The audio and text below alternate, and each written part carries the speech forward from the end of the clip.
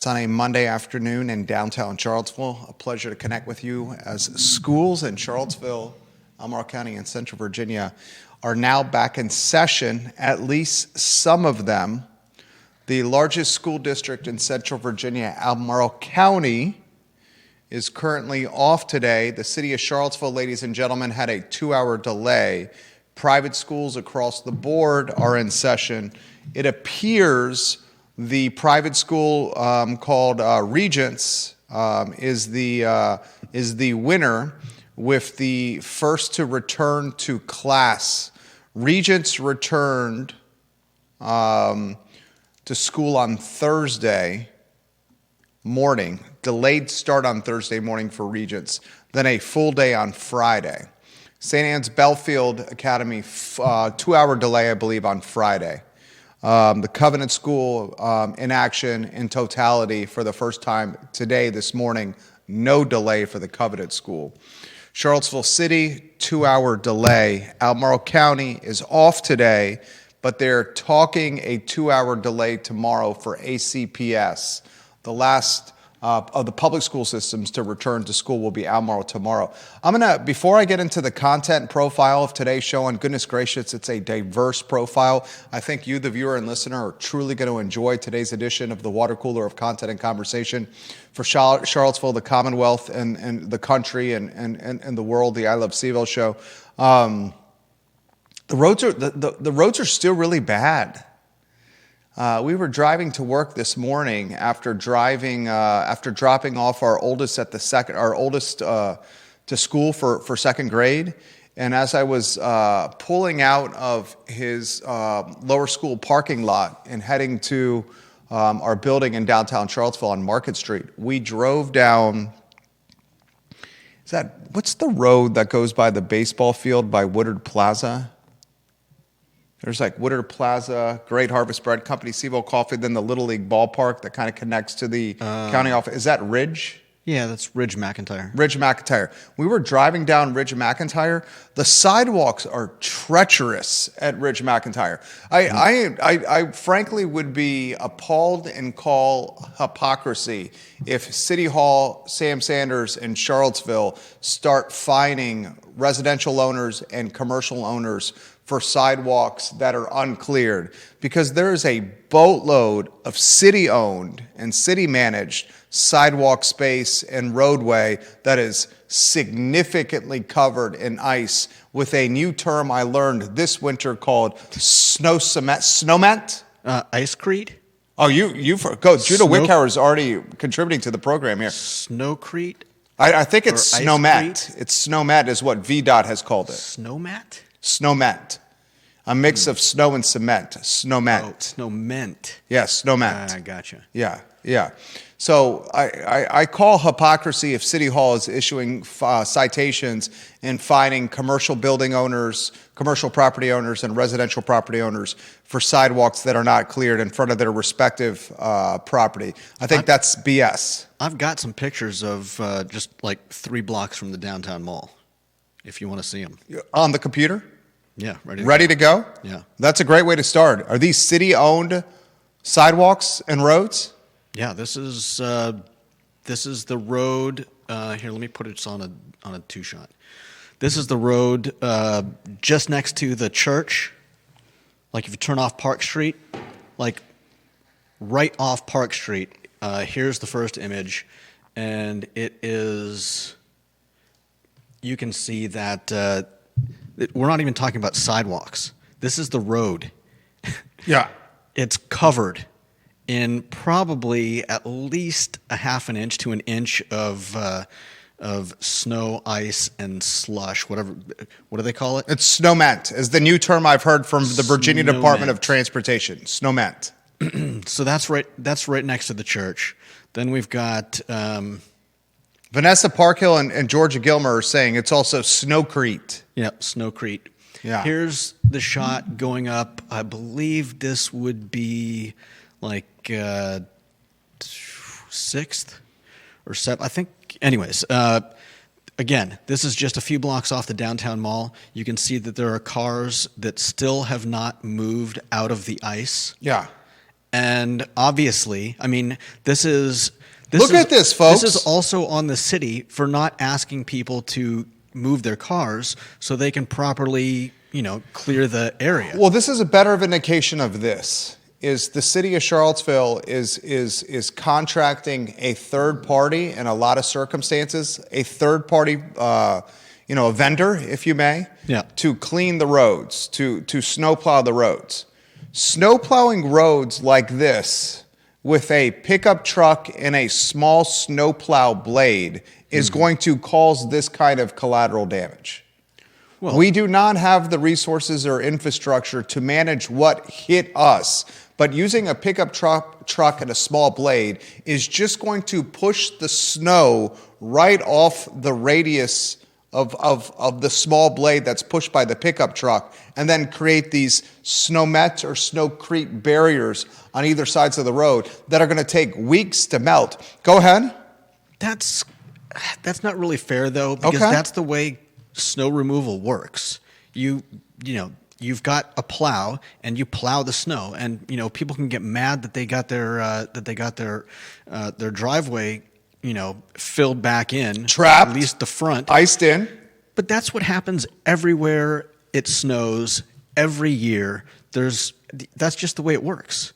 It's not like a plow can stop at every driveway and perform some complex maneuver that prevents buildup in front of your drive. Spencer Pushard watching the program right now. He's a small business owner, one of the best AV techs in Central Virginia, period. Anything audio-visual related, Spencer Pushard, his firm can help you with this. I sincerely mean this. I saw this firsthand as he and his wife helped our family move from Glenmore to Ivy. They're pros. He sends me a photo via direct message of the roads just being completely covered in snowmet or snowcrete, and highlights that the city couldn't even clear the whole road properly. Maria Marshall Barnes says the city has done a horrible job. Residents are walking in the road. City always covers sidewalks back up. My grandmother had to have someone shovel her walk to avoid a fine. Go ahead, Judah. Yeah. Here's the last picture I've got of my own of a pickup truck who's fortunate enough to have the type of clearance that's needed to park on the snowcrete, because this was normally a parking spot, but it's clearly not cleared. Rotate the photos through one more time, because this is really resonating with the viewers and listeners, and of course it will, because we're all dealing with the same problem. I'll tell you, you want an issue that will cross party lines. It's Snow Creek, or Snowmet, and how snow and ice have been managed by respective jurisdictions. I would venture to say that Albemarle County has absolutely, of course, in conjunction with VDOT, the Virginia Department of Transportation, done a considerably better job than the city of Charlottesville in managing the snowcrete, the snowmat, the snow, the ice, the cold weathers that have hit us in the month of January. Yeah, no doubt. City of Charlottesville is precarious still to this day. I walk from our studio on Market Street at the corner of 4th and Market next to the grocery store to where our firm does its banking, Truist Bank at Court Square. And good God, I'm playing Frogger with my life, choosing which sidewalk to use to walk to Truist. And I have to anticipate at the end of the block which sidewalk will have the smallest barrier that I have to hurdle to then jump into oncoming traffic that is navigating narrowed roads already, oncoming traffic that is having to balance ice patches while I am jumping with snow boots, LL Beans, over the barricade of ice that's 3 or 4 feet tall to get to my bank.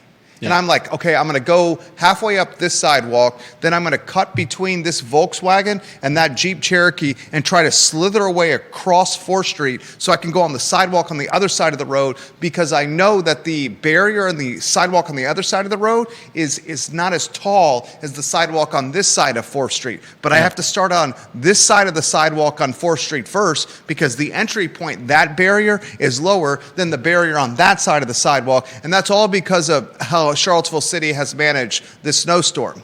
And you jump in here. And what's happening is homeowners and commercial property owners are now being issued citations and fines for not clearing their respective sidewalks. Yet the city of Charlottesville doesn't have to do it itself. That reeks of hypocrisy. Speaking of which, those 3 photos that I showed, that's where I usually park. And obviously that's been a serious problem because none of the parking spots have been cleared. But even worse is walking here to build on what you're saying. The backside of the new courthouse, just 2 blocks from the downtown mall, from the pavilion, they haven't cleared their sidewalk. I don't know who's responsible for that. The backside of the courthouse, the new one, their sidewalk is riddled and ravaged with snowment or snowcrete. Yeah. Yet City Hall is fining property owners and commercial owners for not clearing their respective sidewalks. Yeah. So when I get to, I guess it's 6th Street, I walk in the street. I mean, I could walk on the snow. I'm pretty agile on my feet, but I'm probably the what's the word? The exception. Yeah, the exception, not Me the rule. too. I mean, we are. I'm probably physically and athletically past my prime, but at the same time, we are capable. The barriers downtown are 3 to 4 feet tall. Mm-hmm. That you're literally having to jump over from get to point A to point B. My biggest issue with this is not the choice of the small plow, the blades with the pickup trucks, the small blades. That's not my biggest issue. My biggest issue is part of my issue is how poorly it's been managed. But my true issue is the fining of commercial and residential owners now for not clearing their sidewalk, where everywhere you look in the city, that's the case. Yeah. That's bogus. That's hypocrisy. And this is a wildly different type of snow than I think most anybody has dealt with, whether you're from Charlottesville or from the Great White North. I've heard statements from people from towns and states that get massive amounts of snow, unlike Charlottesville, and a lot of them are flabbergasted by this snowcrete and how to deal with it because it's insanity. People are ice skating Penn Park on a area that's not a lake. Yeah. People are ice skating the parking lot in front of Core Brothers on Route 29 across from the Lowe's. They're ice skating on a parking lot. Yeah.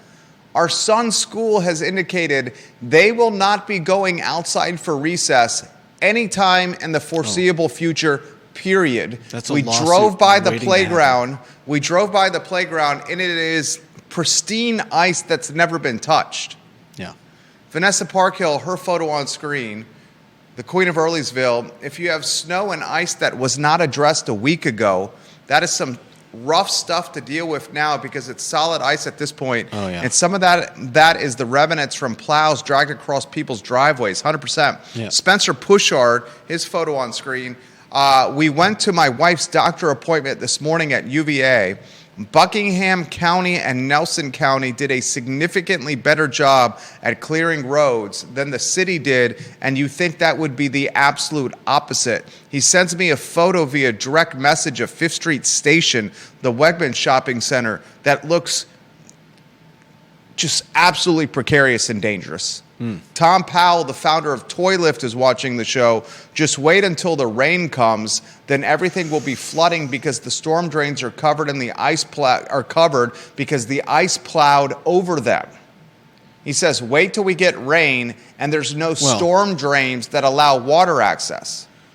Well, we've got 38 degrees, I think, predicted today. 40 in the 40s tomorrow. That's not the same as rain, but and my friend, God bless his soul, seemed to think that the 40-degree weather for 2 or 3 days was going to melt the ice in his yard because he got his driveway cleared up to his front door, but the guy didn't clear to his car, so he's got 30 feet of ice between the car and the cleared area.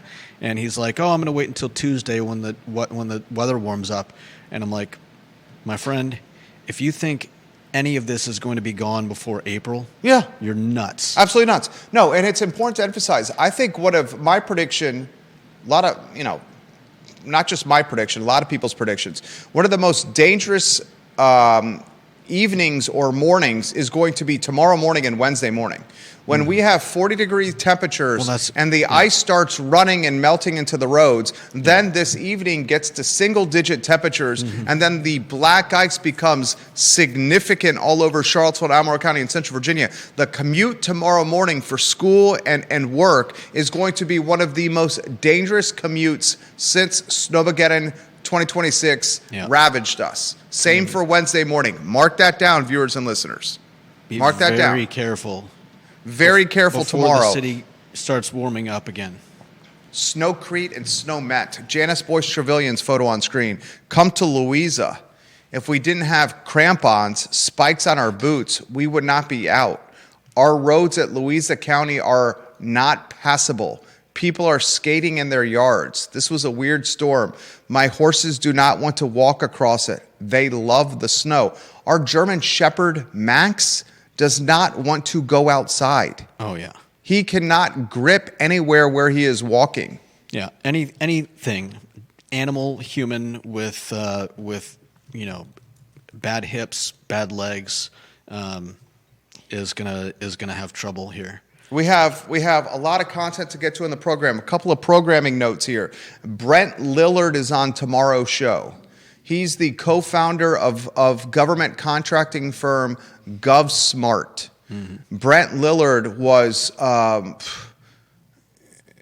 just probably the worst journalism I've seen in my 25 years in Central Virginia was the hit piece published by the CVille Weekly, Journalistic Malpractice, if you may. I'd say probably the legitimacy of a lawsuit if I was Brent Lillard and GovSmart.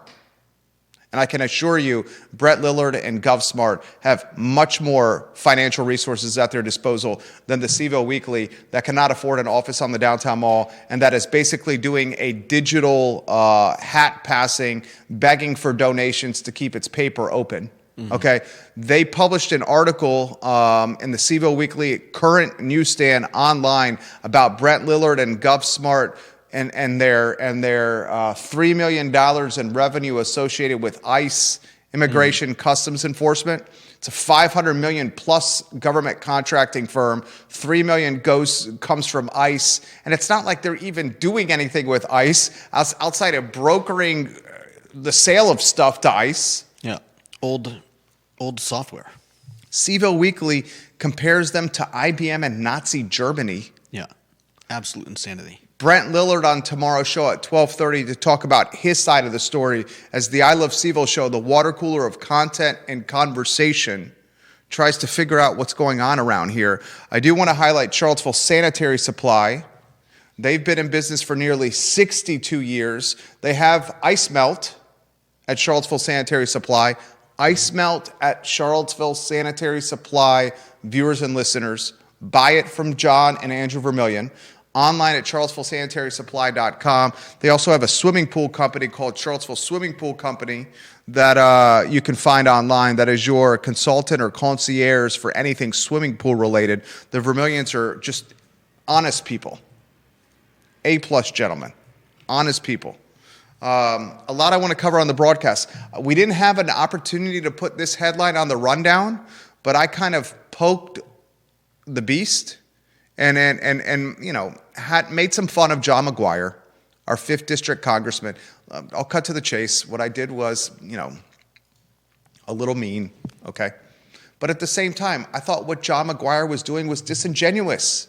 Do we have these photos? Yeah. Can we put the photo carousel on screen for the viewers and listeners? Give me a thumbs up when they're on screen.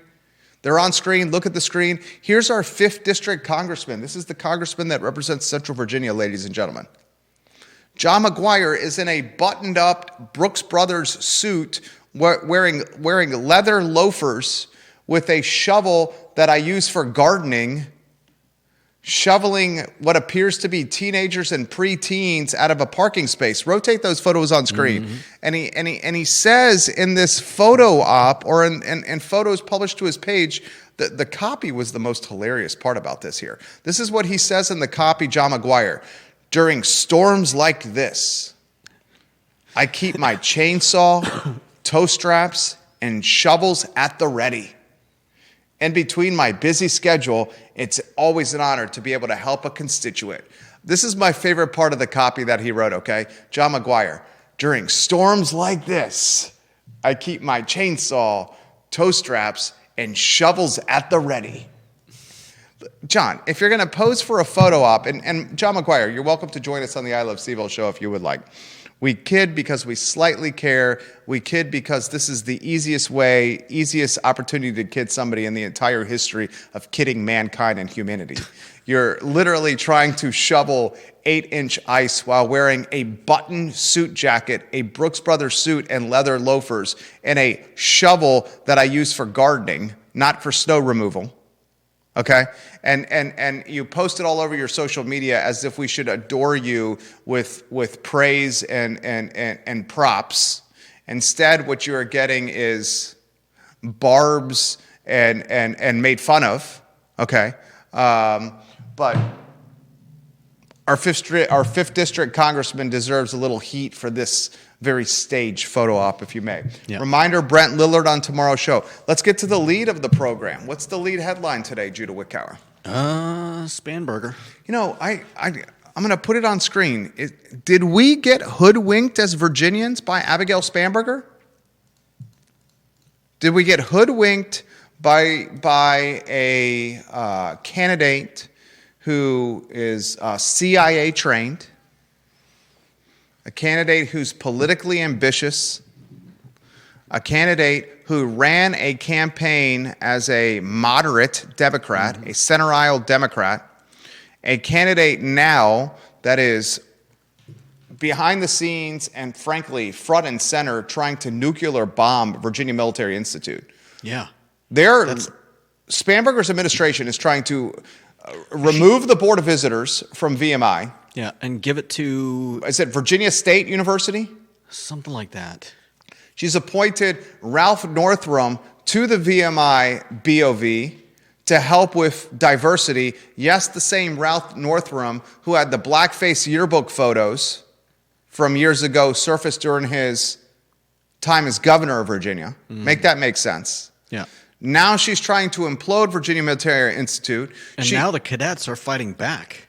They're coming out with videos. They're saying, "Look, we've got diversity. It's a white person and a black and brown cadets are coming out next to each other. Yeah, talking. The white guy's like, "Look, this guy is the head of the platoon or whatever it's called there," and they're saying, "We don't need whatever you're peddling." Yeah, right. And before she's even sworn into office, she forces the resignation of 5 UVA BOV members, including one, Paul Manning, that donated $100 million to the University of Virginia, appoints 10 new BOV members. I'm still being told is working behind the scenes to figure out an exit strategy with Scott Beardsley.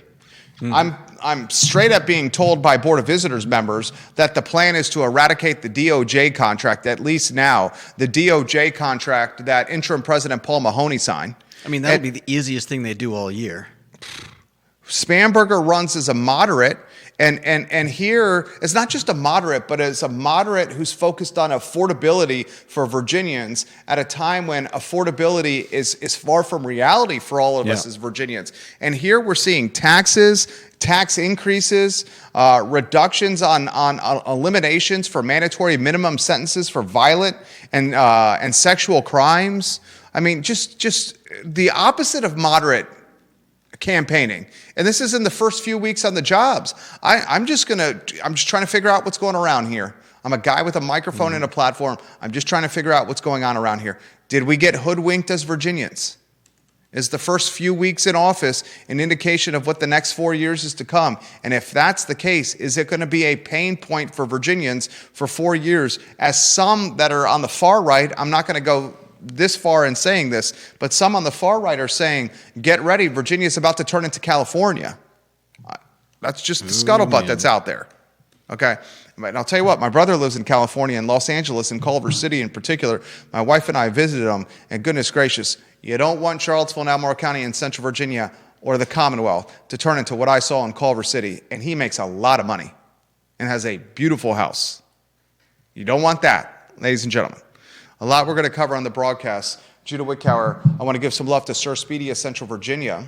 Conan Owen is the owner of Sir Speedy Central Virginia. They do the signage for our tenant, our portfolio of real estate, 24 tenants. They have the banner behind us, Sir Speedy Central Virginia. The lettering on our storefront studio is Sir Speedy Central Virginia. Conan Owen and Sir Speedy Central Virginia, I trust with my money.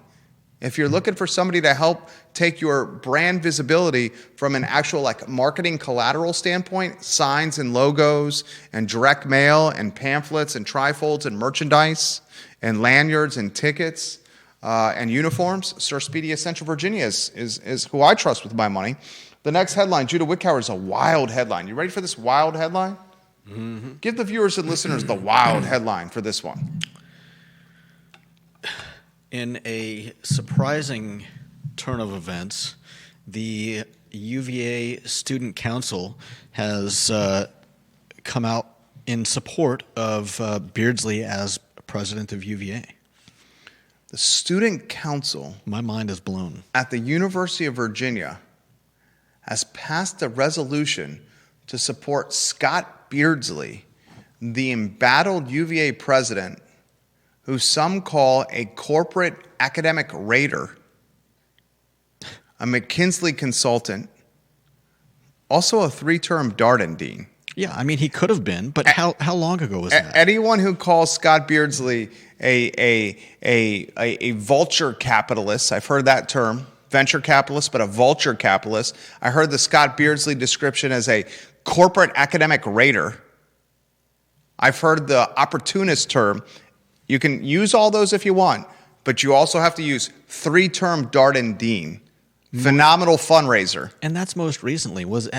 Has anybody connected him to anything like? I mean, I have no no love for vulture capitalists, but how long ago was that? It was within his professional lifetime. But you're right. It was not like it was his last job. His last job was as a 3-term Darden dean. Right. Okay. So your point is fair. It's viable.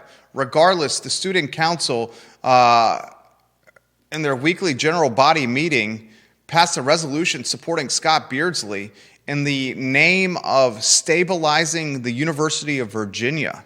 Mind blown by UVA students who may be showing more temperance, vision, patience, foresight than our governor, Abigail Spanberger. Yeah.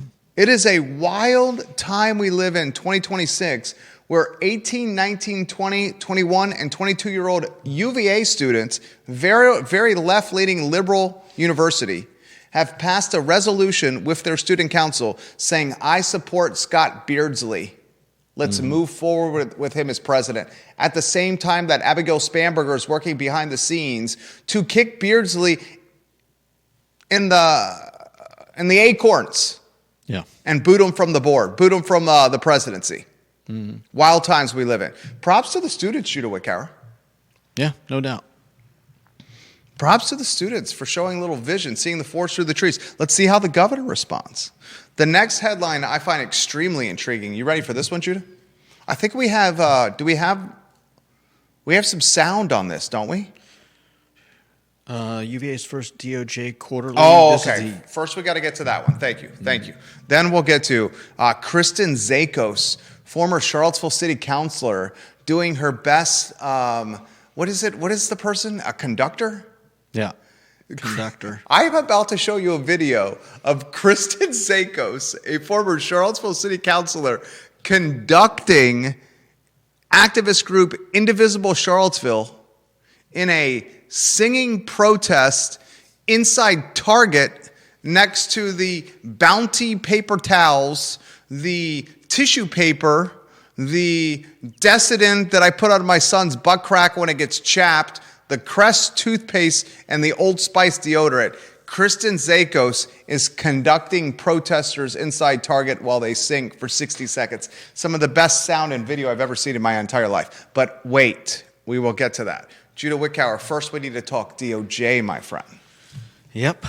UVA has released its first quarterly compliance report to the DOJ. I mean, I don't know that there's a whole lot to say about this. They're essentially just saying, hey, we've done what we said we were going to do, or continuing to do what we said we're going to do. You really marginalize this story. I think this story is fairly significant. You think this is a nothing burger story? Well, so often I hear it made out as though the DOJ has access to UVA's every intimate file, when in reality UVA has to quarterly send a report to the DOJ saying, "Hey, we're all good." I think it's a small price compared to what some of the other schools have been put through and are potentially continuing to get put through. Whether or not you agree with the deal, UVA is no longer under investigation, and they are, I would assume, they can be doing whatever they want. I mean, you can send a report to the DOJ saying, hey, everything's cool, we got rid of DEI, and in the meantime, they could be having all kinds of DEI going on. So I think that this deal is far less of a problem than a lot of people seem to think, with the DOJ getting access to whatever they want at UVA.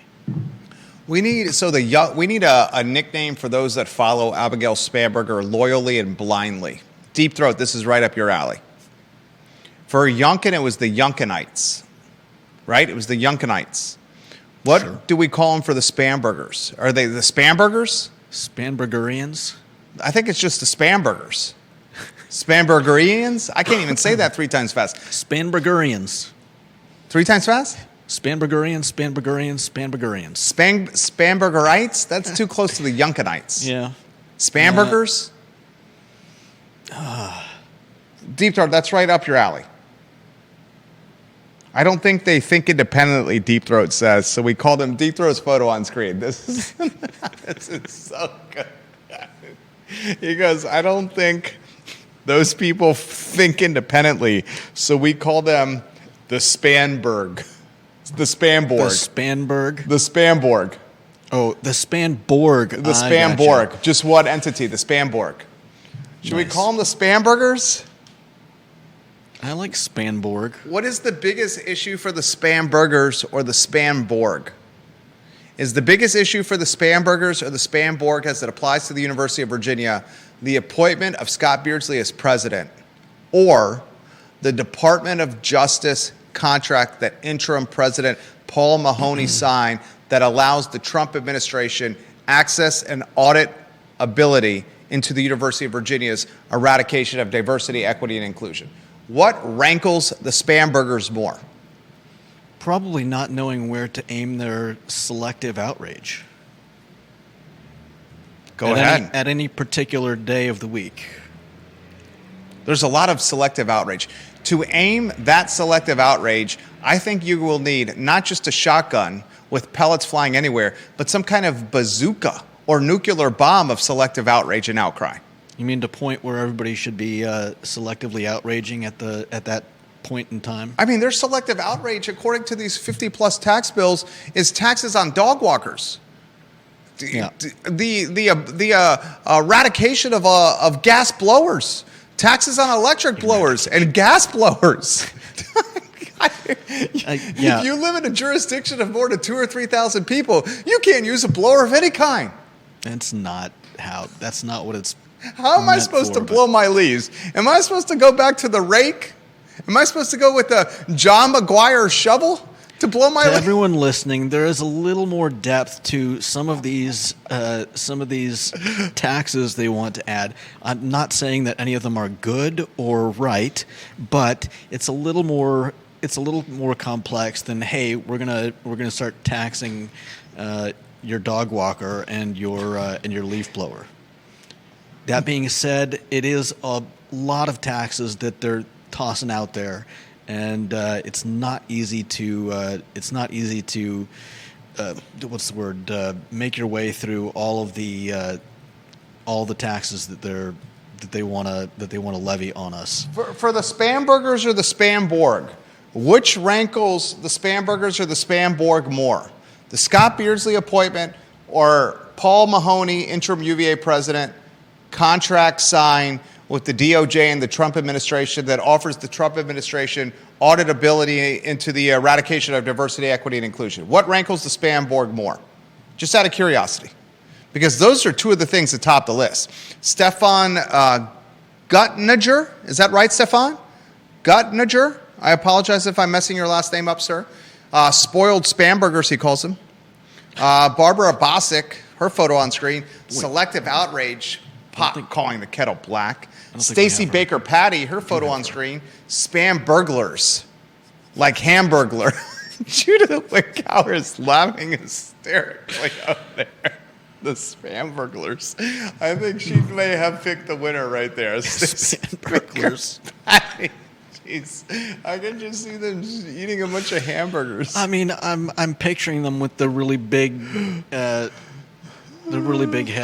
and the spam burglars and the black and white stripes and the cape. God, you're so funny, Stacey Baker Patty. That was so good, Stacey Baker Patty. All right, I can't wait for this one. Can I get a drum roll, please, on Kristen Zake? I'm just going to describe this, okay? I'm going to describe this. Can I put the... No, don't put it on screen yet. Okay. I meant, can I put the lower on? Oh, yeah. Put the lower third on screen. I can't believe what I'm about to describe. Kristen Zakos. Kristen Zakos is... I'll skip to this one. This is wild what I'm about to say. Let's see. She was born in 1959. So that means Kristen Zakos, what, 66, about 67 years old. She's a staunch Democrat. In fact, to say she's a Democrat, Kristen Zakos, is probably an understatement. Kristen Zakos is, what's more left-leaning than a Democrat?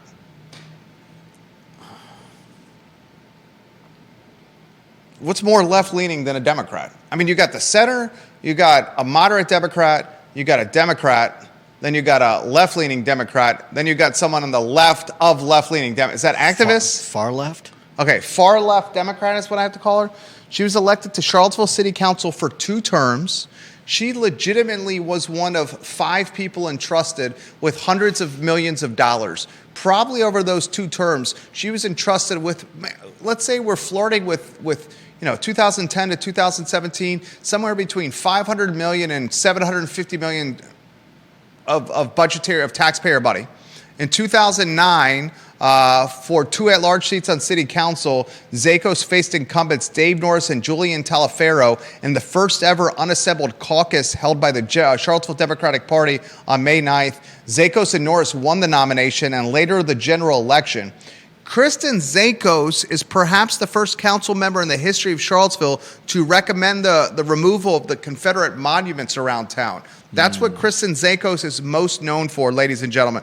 The removal of the monuments, the Confederate monuments around town. Unfortunately, we know the Confederate monument removal eventually led to the darkest and most nasty days in Charlottesville and UVA history, August 11th and August 12th. Kristen Zakos is now a key player, a VIP in Indivisible Charlottesville. And Indivisible Charlottesville is an activist group. They protest everything. Indivisible Charlottesville will protest if the sun will rise. Indivisible Charlottesville will protest if Bodos will toast your bagels. Indivisible Charlottesville will protest if Bodos will cut your bagel in half. Indivisible Charlottesville will protest who's got the best steak and cheese in Charlottesville. I wouldn't mind them getting on the whole no toasting your bagel at Bodos. Indivisible Charlottesville. I'd be okay with that.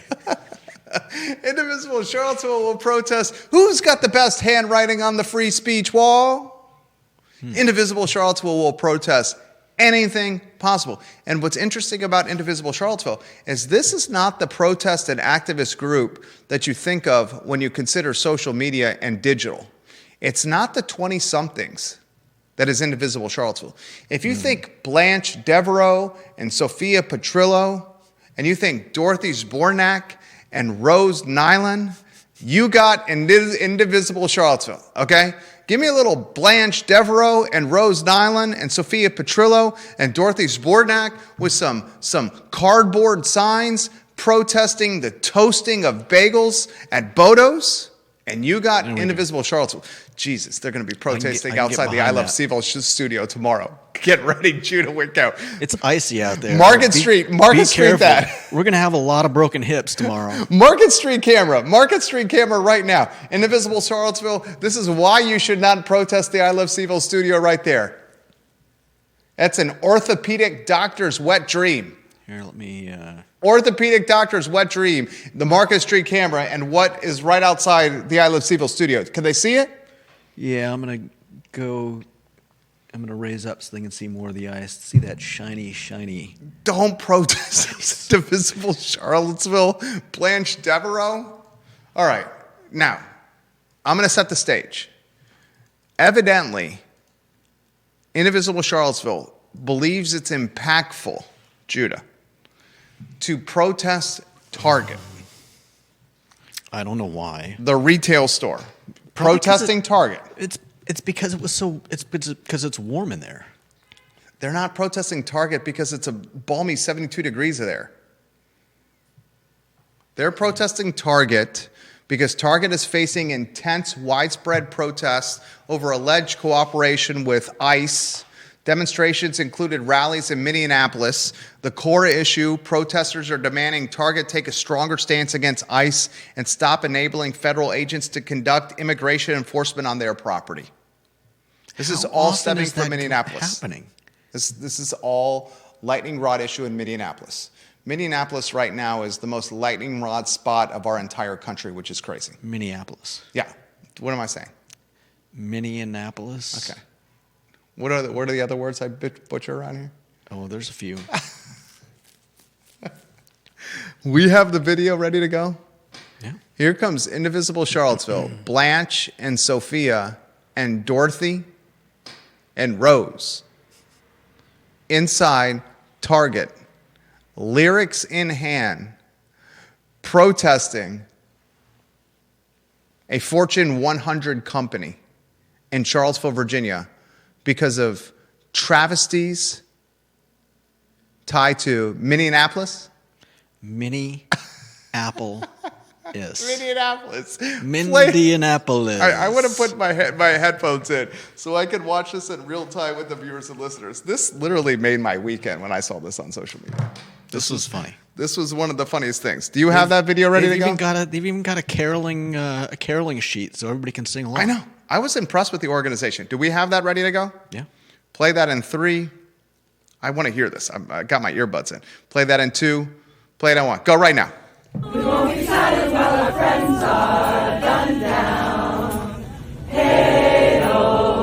We won't be silent while our friends are gunned down. Hey-oh. We won't be silent while our friends are gunned down. Hey-oh. We won't be silent while our friends are gunned down. This is so good. And that little... I know! That's the best part. That's the best part. And out. Do we have the video we could play again? If you look at the left of this video in a blue, poofy, what appears to be a Patagonia jacket.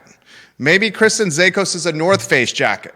Maybe it's a Patagonia. Maybe Kristen Zakos is an Eddie Bauer. You know what? She's probably an Eddie Bauer. She drove her Prius, put on her Birkenstocks, got in her Prius with her Eddie Bauer, had some Ben & Jerry's ice cream. They've got a new flavor specifically for this situation. Some organic produce from the farmer's market and drove to Target. Little does she know that she purchased this Eddie Bauer jacket from Target 15 years ago. Can we cue up the video again? I want the viewers and listeners to look at the lady in the blue Eddie Bauer jacket purchased from Target 15 years ago and watch Kristen Zakos masterfully, maestro, and conduct Blanche Rose, Sophia, and Dorothy in a protest at Target. Judah Woodcower. We won't be silent while our friends are gunned down. Hey-oh. We won't be silent while our friends are gunned down. Hey-oh. We won't be silent while our friends are gunned down. Hey-oh. We won't be silent while our friends are gunned down. It's the best thing I saw this weekend, and it was a weekend that was filled with UVA beating Boston College in an ugly basketball game in Chestnut Hill. UVA still got the victory. It was a weekend that was filled with John McGuire shoveling snow in a button Brooks Brothers suit that is a size too small while wearing leather loafers and using a shovel that I use for gardening instead of snow removal. It was a weekend where Charlottesville City was issuing citations and fining Charlottesvillians for failure to clear their sidewalk when sidewalks and streets and roads all over Charlottesville are not properly cleared by the city itself. But what took the cake for yours truly, what was the cherry on top of the sundae, was an Eddie Bauer wearing, Toyota Prius driving, Birkenstock donning, Ben and Jerry's eating, Kristen Zakos inside Target conducting Rose, Sophia, Blanche, and Dorothy in a protest sing-along at Target right before the Albemarle County Police Department, escorting the group out of the shopping center. It's wild times we live in, Judah. Put the Market Street cam on. There is 8 inches of ice outside of our studio, Indivisible Charlottesville. 8 inches of ice out here. This is orthopedics wet dream over here. Do not come over here. Viewers and listeners, what are your thoughts on that? Tom Powell's watching the program. He says, I am laughing hysterically over here, the founder of the Toy Lift says. Carol Thorpe says, the remainder of 2026 cannot beat possibly Kristen Zakos conducting the Golden Girls in Target Shopping Center. What the hell is this world we live in? Carol Thorpe also says, Kristen Zakos wanted city council to pay for porta potties for Occupy Charlottesville and then Lee Park. She's a real piece of work. And Carol Thorpe says it's called progressive. Left-leaning is progressive. Far left-leaning. Far left-leaning is progressive. Thank you. Thank you very much for that, Carol Thorpe. You're very much appreciated. Oh my gosh, what a wild time we live in. It's been a wild show today. John Blair, his photo on screen. Let's get John B. John B's comments in. He says, first, we know 2 Regents families. They truly love it, and the kids seems to be thriving. It's a great school. As an Albemarle County public school parent, I will offer this. Augusta public schools are closed today. Per someone here at Stanton City Hall, there are many roads throughout Augusta that only have one lane of travel that is usable. Some have not been plowed yet. I don't really think the mountain made a difference in this storm. Albemarle and Augusta got the same weather. I bet there are portions of southern Albemarle and northwestern Albemarle in the same shape as Augusta, so I'm not criticizing Albemarle for their decision today. What I will criticize them for is not having a remote learning plan in place when schools are out 3 or more consecutive days. I 100% agree with you. A snow day or 2 is one thing, but once we get to 3, there needs to be remote learning. Amen. Mm-hmm. It's so obvious. There was remote learning during COVID. We spent tens of millions, millions of dollars, whatever the number is, on remote learning, and we did it for years during the pandemic. And then we threw it all away and discounted it? Yeah, apparently. Especially when it's on the heels of winter break. Yeah. When you take winter break and then you put it on the heels of weeks off from school, you are setting back a generation of kids academically. If they don't get the year completed. A lot of this isn't being made up. Sarah Williams is watching on YouTube. So is Dennis Cantonin. Sarah Williams says, John McGuire, I was told the kids were struggling and he got out and helped. She says, why not help the older folks? Dennis says, Henrico schools are closed today and tomorrow. I mean, it's the roads are really bad out there.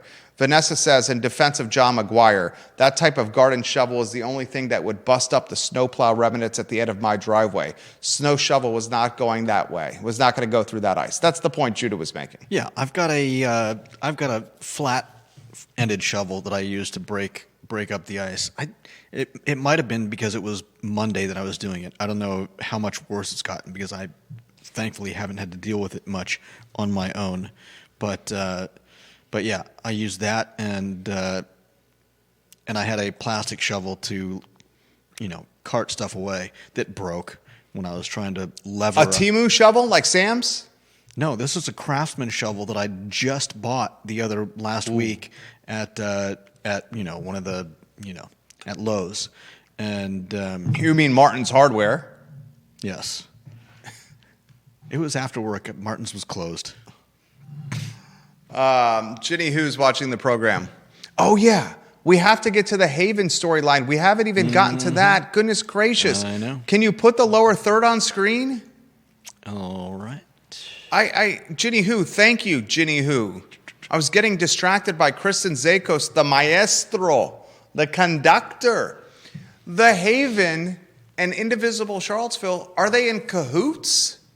I mean, it's hardly surprising. Indivisible has been doing stuff at the Haven for quite a while, but this is... Can I ask this question?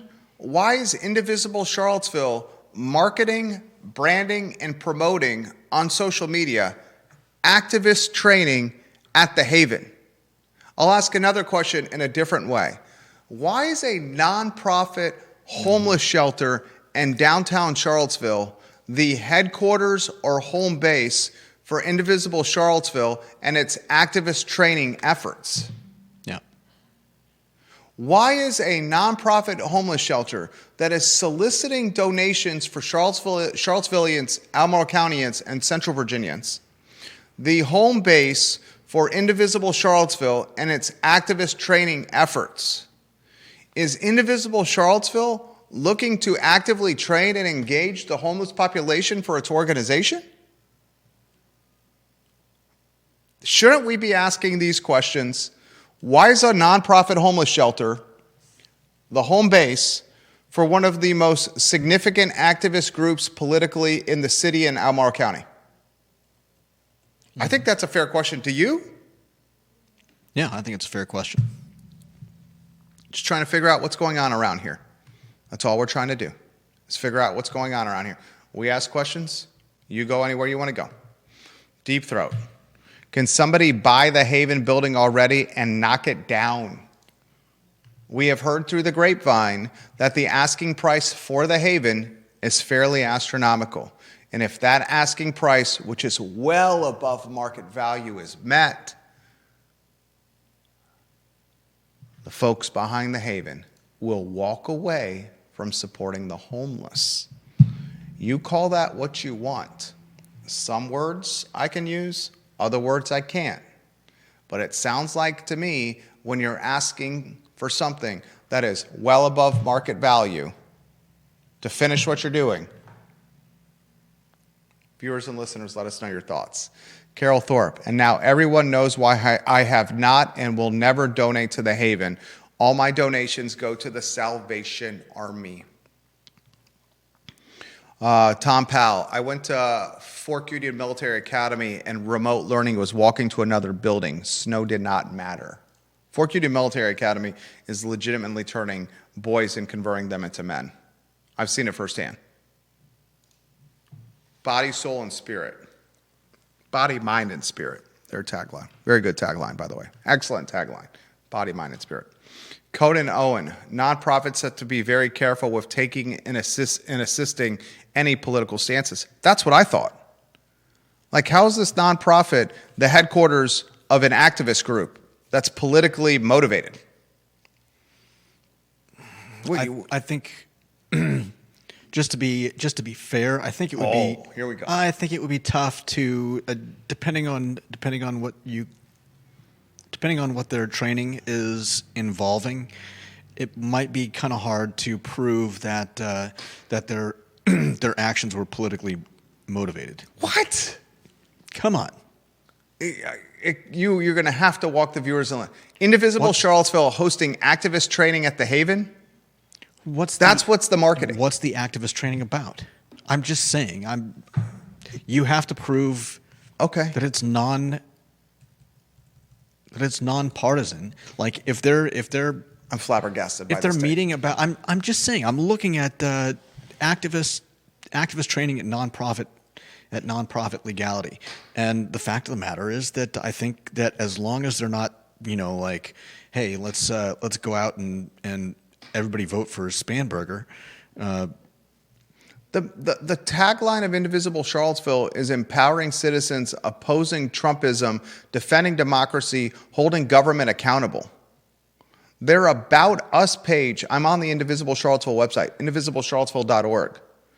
Rooted in hope, action, and collective power, we organize, educate, and mobilize community members to hold our elected officials accountable, defend and expand a participation democracy, protect civil rights, and advance policies that work for everyone. I mean, you and I will respectfully agree to disagree on this one. I mean, I'm not an expert on the matter. I'm just saying what I'm seeing, and I'm pretty sure they've got at least somebody on there that knows enough to be careful about their messaging. And Indivisible Charlottesville is backing Tom Perriello, and openly endorsing Tom Perriello in the 5th District. Openly endorsing Tom Perriello. All right, 1:32, hours straight without taking a break on the I Love CVille show. You did a phenomenal job today. It's time for the three most important minutes of news, Judah. Mm-hmm. Tell me when we're on a one shot. Please, sir. All right. The one shot is yours. I'm going to set a timer as we turn this into a highlight clip that we edit for viewers and listeners to digest news in 3-minute capacity. Are you ready to rock and roll, Judah? Yep. Ladies and gentlemen, my name is Jerry Miller, and this is the 3 most important minutes of news on Monday, February 2nd, in Charlottesville, Albemarle County, Central Virginia, and across the Commonwealth. Let's start with Abigail Spanberger, the newly minted governor, the first female governor in Virginia Commonwealth history. Virginians are starting to ask, did we get hoodwinked by Abigail Spanberger? She ran a campaign as a moderate. She ran a campaign rooted in affordability for Virginians. So far, what we've seen from Abigail Spanberger in just a few weeks on the job is far from moderacy, far from affordability. We have the implosion of the UVA Board of Visitors. We have what appears to be the complete destruction and rebuilding of Virginia Military Institute. We have backroom wheeling and dealing that may cost Scott Beardsley his presidency, backroom wheeling and dealing that may destroy a contract that interim UVA President Paul Mahoney signed with the Department of Justice. And perhaps most concerning, more than 50 new tax bills proposed for consideration. Virginians are left scratching their head. Where's the affordability? Where's that moderate candidate we pushed into office? The next headline I would follow if I was you, the viewer and listener, is the Department of Justice. They now have been presented their first quarterly audit report with the University of Virginia. UVA's given them the receipts, the paperwork, the documentation about DEI and its eradication at Thomas Jefferson's University. The Department of Justice and the Trump administration are absolutely big brother right now with the University of Virginia. And speaking of UVA, how about the Student Council passing a resolution? 18, 19, 20, 21, and 22-year-olds, students at UVA, have passed a resolution, ladies and gentlemen. And this resolution backs and supports Scott Beardsley. The students, the teenagers, the young adults said, let's move forward and support Beardsley and stabilize the organization. I wonder if Abigail Spanberger will follow suit and show vision and patience and temperance. The next headline I find very appealing is Indivisible Charlottesville, an activist group, a politically motivated activist group, hosting activist training at the Haven, a homeless, non-for-profit shelter in downtown Charlottesville. Why is a politically motivated activist group hosting activist trading at a not-for-profit homeless shelter in downtown CVille? I find that to be a conflict of ethics. I find that to be a conflict of perception. I find that to be head-scratching and concerning. And speaking of Indivisible Charlottesville, they were inside Target this weekend. We have the video. We'll cue it up for you in about 5 seconds. In this video, which is about 30 seconds long, you will see Indivisible Charlottesville singing and protesting inside Target, outcrying the demonic Target retailer and its support of ICE. Judah Wickower, 3, 2, 1. We won't be silent while our friends are gunned down. Hey-oh. We won't be silent while our friends are gunned down. Hey-oh. We won't be silent while our friends are gunned down. Hey-oh. We won't be silent while our friends are gunned down. How about Kristen Zakos in that video, conducting the protesters in their sing-along inside Target? And that is, from my standpoint, the 3 most important minutes of news on Monday, February 2nd, with the I Love CVille Network. I'm Jerry Miller. Thank you for joining us.